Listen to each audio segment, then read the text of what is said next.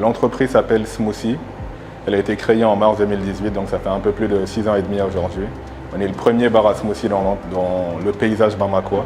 Et on est spécialisé dans la production de boissons naturelles, riches en vitamines, saines, 100% naturelles et faites à base de fruits et de légumes aussi. Voilà, on utilise beaucoup de fruits. Les fruits qu'on utilise le plus, c'est vraiment l'ananas, la banane. On utilise de la noix de coco aussi, sinon on utilise tout ce qui est kiwi, raisin, pomme, orange, avocat, et j'en passe.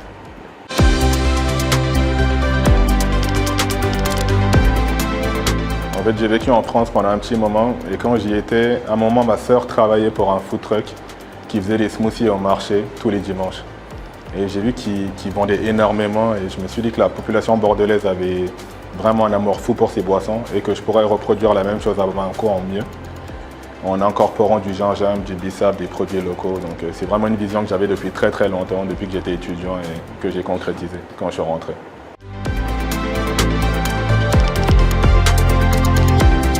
Je crois qu'il y a eu énormément de difficultés, mais moi je me dis que chaque difficulté c'est une nouvelle expérience qui nous aide à aller encore plus loin.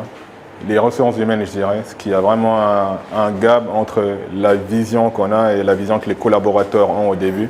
Il faut vraiment implémenter ça et c'est un travail quotidien. C'est vrai que les ressources humaines, c'était quand même un gros challenge. Et c'est vrai qu'au début, les gens ne connaissaient pas vraiment les smoothies, donc il fallait, entre guillemets, éduquer les gens, leur dire ce que c'est un smoothie, communiquer sur le produit. Et la réalité, c'est que quand on s'est lancé, on n'avait pas forcément un gros budget comme. Donc c'était ça, c'est vraiment le coût d'acquisition du client, les ressources humaines, faire vivre au quotidien l'entreprise, c'était quand même difficile, mais on s'en est bien sorti.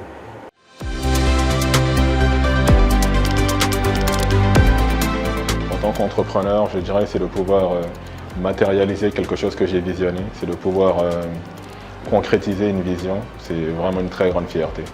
Et quand je vois le retour des clients, ça me fait énormément de bien, énormément de plaisir. On a vraiment une relation de proximité avec nos clients.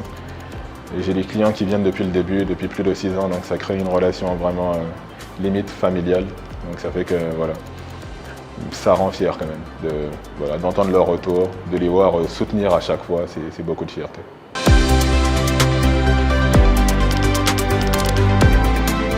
Les mots qui me décrivent le mieux, moi je suis quelqu'un de têtu dans le bon sens, je suis vraiment déterminé. Une fois que j'ai une idée en tête, c'est une obsession, il faut vraiment que je le fasse. Je suis obsédé par ça, je me dis que j'ai pas...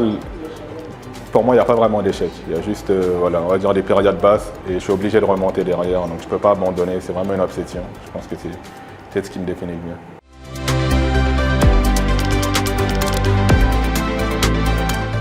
Bon, moi, c'est toujours la vision, je me dis j'ai une vision, en fait j'ai envie d'arriver...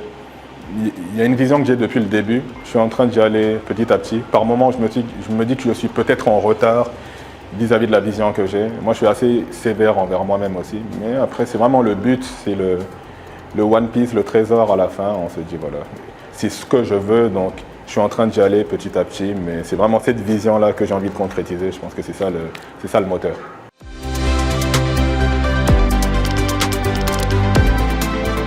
Franchement, c'est un chemin qui est parsemé d'embûches, mais c'est une fatigue positive. Et je pense que beaucoup de gens pensent que dire je suis mon propre boss et j'ai la belle vie. Je me réveille à l'heure à laquelle je veux, je dors quand je veux, mais c'est beaucoup de travail. Moi, la première année, je travaillais en même temps, je travaillais dans un cabinet d'expertise comptable, j'ai perdu 13 kilos, je dormais à peine. Je dormais peut-être à minuit 30, je me réveillais à 5 heures et c'était pendant une année consécutive. Donc je dirais qu'il faut beaucoup d'abnégation, beaucoup de patience, beaucoup de résilience. Il faut un plan et je pense qu'il faut des process. Parce que nous, souvent, c'est vrai qu'on monte des entreprises, mais il n'y a pas de procédure en place. Il faut vraiment des process. Il faut expliquer pour tous les cycles, pour l'achat, pour la vente. Il faut une vision assez claire. Donc une fois qu'on travaille avec des process, on n'est pas indispensable à l'entreprise et elle arrive à tourner sans nous-mêmes. Donc je pense qu'il faut beaucoup penser à ça. Il faut beaucoup de patience, beaucoup de résilience et un plan.